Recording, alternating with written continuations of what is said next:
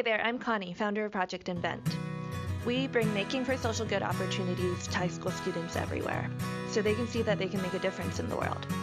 Students have invented everything from smart wallets to help the blind detect bill denominations to steering wheel attachments to prevent drowsy driving.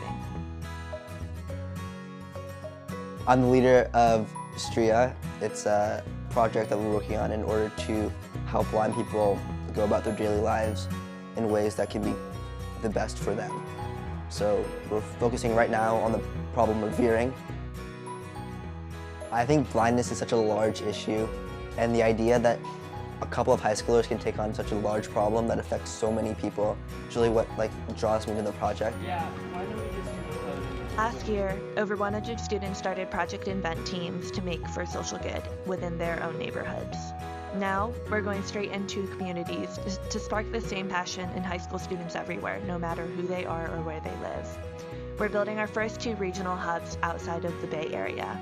These are going to bring Making for Social Good workshops to more than 300 students across our first 2 locations, Los Angeles and Vermont.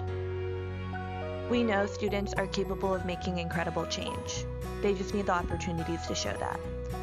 Project Invent wants to inspire every student to be a change maker, ready to build a better world.